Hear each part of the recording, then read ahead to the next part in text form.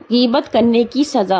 ارشاد فرمایا اللہ تعالیٰ نے کہ اے مسلمانوں، تم لوگوں کی طرف سے بہت شک نہ کیا کرو، کیونکہ بعض شک گناہ ہوتے ہیں، اور ایک دوسرے کا عیب تلاش نہ کیا کرو، اور نہ تم میں سے کوئی کسی کے پیچھے کسی کی غیبت کیا کرے۔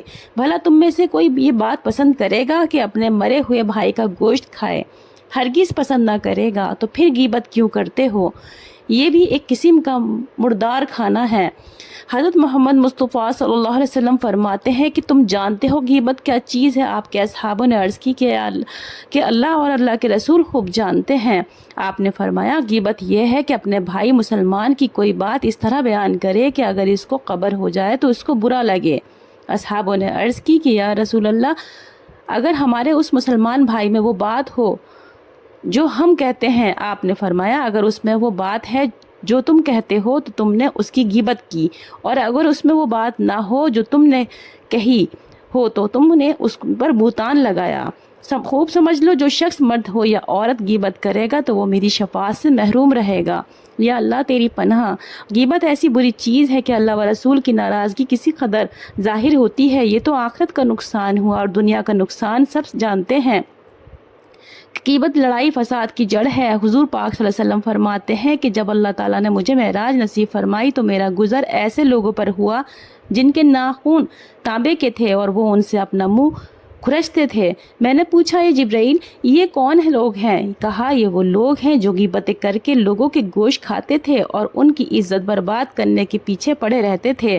ایسا کون آدمی ہے جو ظاہری اور باطنی عیبوں سے خالی ہو؟ یہ تو اللہ کا فضل و کرم ہے کہ ایک کے دل میں دوسرے کی عزت ڈال دی، اور عزت کیوں عیبوں کو کا پردہ پوش بنا دیا کہ آپس میں نفرت نہ ہو۔ جیسے ہر پیٹ میں پخانہ پیشاب کی آلہ بلا بھری پڑی ہے، مگر گوشت نے پردہ بن کر ان کو چھپا لیا ہے، ورنہ ہر شخص دوسرے کے پاس نہ بیٹھ سکتا۔ بس جو شخص پیٹھ پیچھے کسی کی غیبت کرتا ہے اور اپنی عزت بڑھانے کے لیے اس کو عیب کھولتا ہے، وہ گویا مردے کا گوشت کھاتا ہے، اور اس بھائی مسلمان کو خبر بھی نہیں ہوتی کہ اس کا بھائی اس کے ساتھ کیا سلوک کر رہا ہے۔ دیکھو، شیر ایک حیوان اور پھاڑ کھانے والا جانور ہے، مگر مردار گوشت کے کھانے سے نفرت کرتا ہے۔ پھر مسلمان جو کہ انسان ہے، اللہ و رسول کے حکموں کو مانتا ہے تو وہ بہت زیادہ اس کا حقدار ہے کہ نفرت کرے، کیونکہ غیبت کرنا زنا وغیرہ سے بھی زیادہ سخت اور گندا گناہ ہے۔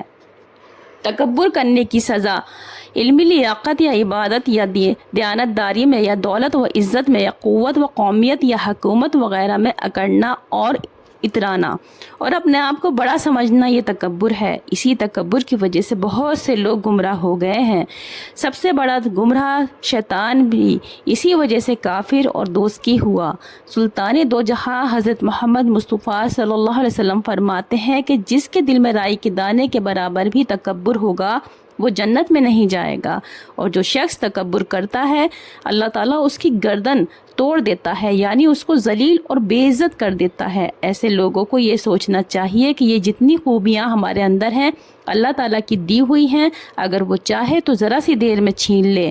پھر اپنے آپ کو اوروں سے بڑا سمجھنا فضول اور فرونیت اور شیطانی کام ہے، جس کا نتیجہ ذلت اور بے عزت ہونا ہے اور دوزخ میں جانا ہے۔